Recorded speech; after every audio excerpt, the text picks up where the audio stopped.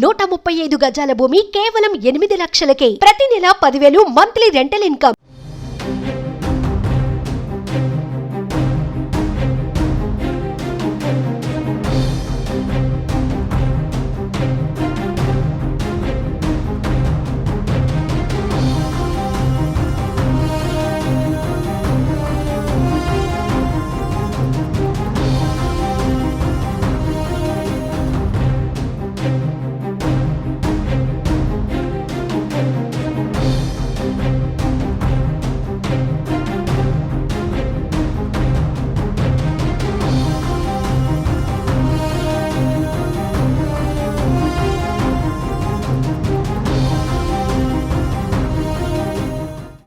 తెలంగాణలోని ప్రముఖ పండుగల్లో బతుకమ్మ పండుగ ఒకటి. బతుకమ్మ పండుగ దగ్గరకు వస్తున్న క్రమంలో కాంగ్రెస్ ప్రభుత్వం మహిళలకు సర్ప్రైజ్ ఇచ్చేందుకు రెడీ అవుతున్నట్లుగా తెలుస్తోంది. గత బీఆర్ఎస్ హయాంలో ప్రతి ఏడాది బతుకమ్మ పండుగ సందర్భంగా మహిళలకు చీరలు అందించేది. అయితే అందుకు బదులుగా ఏమిస్తే బాగుంటుందని రేవంత్ సర్కార్ ఆలోచిస్తోంది.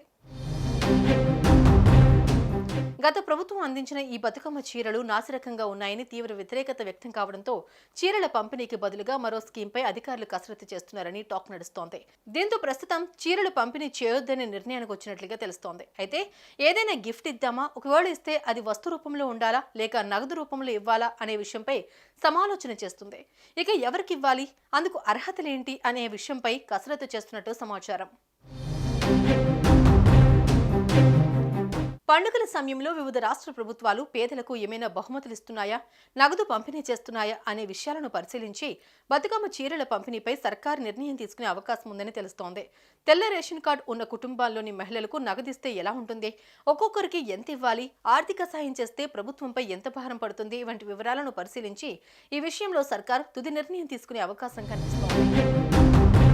ఏపీలో సంక్రాంతి పండుగ సందర్భంగా అక్కడి ప్రజలకు ఉచితంగా చక్కెర, ఆయిల్, బెల్లం, నెయ్యి, శనగలు, కందిపప్పు పంపిణీ చేశారు. ఇక్కడ కూడా అదే తరహాలో వస్తువులు ఇస్తే ఎలా ఉంటుంది అనే డిస్కషన్ సైతం జరుగుతున్నట్టు తెలిసింది. ఇలాంటి వాటిలో అక్రమాలు జరిగే ఛాన్స్ ఉంటుందనే అనుమానాలు సైతం వ్యక్తమవుతున్నాయి. మరోవైపు తెల్ల రేషన్ కార్డు హోల్డర్లకు 200 లేదా 250 రూపాయల నగదును చేతికివ్వడమో లేకపోతే నేరుగా వారి బ్యాంక్ అకౌంట్లో వేయడమో చేస్తే ఎలా ఉంటుందనే కోణంలోనూ ఆరా తీస్తున్నట్టు తెలుస్తోంది. మొత్తంగా బతుకమ్మ అంశంపై రేవంత్ ప్రభుత్వం తుది నిర్ణయం తీసుకోవాల్సింది. త్వరలో సీఎం రేవంత్ రెడ్డి ఈ అంశంపై ఒక నిర్ణయానికి రావచ్చని తెలుస్తోంది. తర్వాత బతుకమ్మ చీరలపై కూడా కీలక ప్రకటన ఉండొచ్చని అంటున్నారు.